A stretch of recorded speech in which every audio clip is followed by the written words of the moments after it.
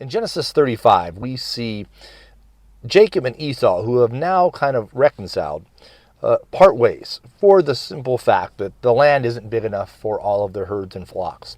And he's to go back to Bethel, where he first encountered the Lord. And the Lord again promises to prosper him and make him a great nation, and tells him to be fruitful and multiply.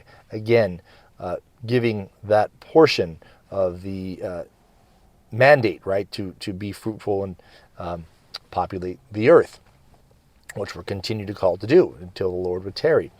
But I want to point out one interesting tidbit of the story, and that is he was to remove all of the foreign gods or idols that had been accumulated by the people amongst them. And you would think there wouldn't be any, right? Like, why would they have those? And it's simply to show, I believe, that what we could ascertain from this is that no matter how holy or how pure or how righteous or what the motives are in a person, right, like Jacob, that people are sinful. And as people come in, as his tribe and people grow, that they're going to begin to syncretize, which we talked before, where they begin to sink in other aspects of culture into their faith. And so before God sends them to Bethel to once again purify them, and we're going to see even after that, right? There's actions that are unbecoming of godly people. But before God sends them off, it's to make this statement: you can't come here. You have to remove all of these things, all these idols you've built up, all these foreign ways that you've built up. And why would they do this? You got to remember that it wasn't just to like have a cool idol. There was a belief, right, that the other cultures have of like, well, if you have a hard time conceiving, then, have this idol and it will help you. Or if you need rain for your crops, you pray to this idol and it will help you.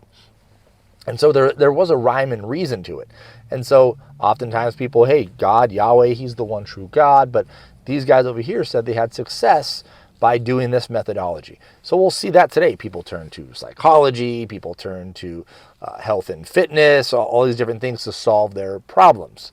And again, not in and of themselves, right, being healthy or even psychology, understanding the mind isn't bad in and of itself. But when we begin to raise these things to the standard of Scripture as though they have some truth beyond what Scripture has, in the sense of it's the framework by which Scripture is interpreted through, rather Scripture is the framework by which we interpret it through, then we're syncretizing, right? We're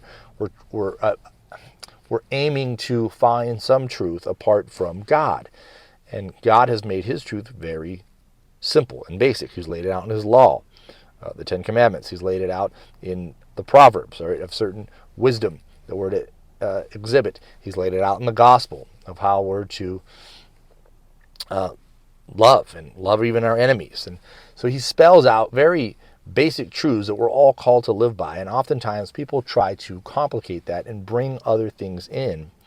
And I think very much we have to bury those, as Jacob did. We have to bury those in the ground before God can really move us forward, either as a church, as a family, as individually. All these things must be kind of submit to the lordship of Christ in our life. And we can't really expect to move forward until we remove all the idols from our lives. Have a blessed day. We'll see you guys soon.